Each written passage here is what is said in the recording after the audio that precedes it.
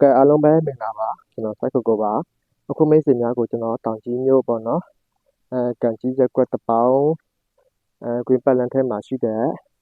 အခုမြင်တွေ့နေရတဲ့ပေ60ပတ်လည်းအကျယ်ရှိတဲ့ညီကိုလေးနဲ့ကျွန်တော်မိတ်ဆွေများကိုအရာပြပေးချင်ပါတယ်ဗျဒီပြင်ကွက်ရဲ့ပေအကျယ်ကပေ60ပတ်လည်းအကျယ်ရှိမယ်ပြီးလို့ရှိရင်အထက်မှာဆိုရင်ကျွန်တော်ကအထက်မှာဆိုရင်နောက်ထပ်အဆောက်အဦကိုတခါလဲဆောက်လို့ရမယ်ဒီအနေထားလေးမှာပြီးလို့ဖိထားပါလိမ့်မယ်ပြီးလို့ရှိရင်ဒီကိုဝင်ချင်းမှာဆိုရင်ဒီကားလေးလှုပ်ဖိထားတယ်ပြီးလို့ရှိရင်အခုဒီနေရာလေးအဆိုရင်ကျွန်တော်ကကားထားလို့ရမယ့်နေရာလေးကိုပြီးတော့ဖိထားပါလိမ့်ဗျပြီးလို့ရှိရင်ကျွန်တော်ကလက်ရပေကျကလည်းပေ30အရှိမှဆိုရင်ကွန်ကရစ်နဲ့ပေါ့နော်အခုကျွန်တော်တို့ဒီလမ်းအတိုင်းဟာဆိုရင်မြေလမ်းဖြစ်မှာဗျပြီးလို့ရှိရင်ဒီရဲ့မြေကွက်ရဲ့ဒီရဲ့ဒီကရက်မှာဆိုရင်ကျွန်တော်ကဒီစီမြောင်းလေးနဲ့လှုပ်ပေးထားတာကိုတွေ့ရလိမ့်ဗျပြီးလို့ရှိရင်ကျွန်တော်က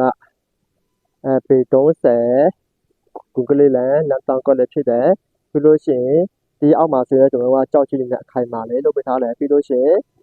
မြေကွက်ရက်ဒီအပေါ်မှာဆိုရင်ကျွန်တော်တို့ကတန်ပန်းနေရကျွန်တော်တို့ကချန်ပြီးလို့လည်းလှုပ်ပေးထားတာကိုတွေ့ရလိမ့်ဗျလမ်းတောင်ကွက်လေးပါဒါလေးကကျွန်တော်ဒီလမ်းအစင်လန်းပုံစံကိုကျွန်တော်ပြပြပေးထားပါလိုက်ကြပြီးလို့ရှိရင်ပေပဝင်းကျင်မှာလည်းအိမ်ကြီးအိမ်ကောင်းတယ်များတယ်အိမ်ကြီးတွေလည်းများတယ်ပြီးလို့ရှိရင်ဒီစစ်သေးလည်းနေရှင်တယ်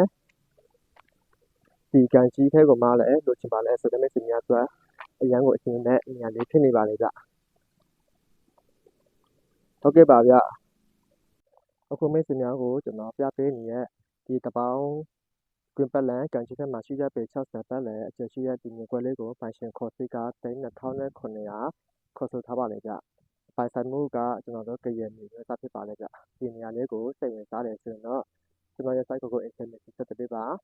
ပိုင်ရှင်နဲ့ထိတ်တိုင်းစိတ်ကြညီနဲ့ဆက်ရှိပါခင်ဗျာဟုတ်ကဲ့အားလုံးပဲကျေးဇူးတင်ပါတယ်ခင်ဗျာ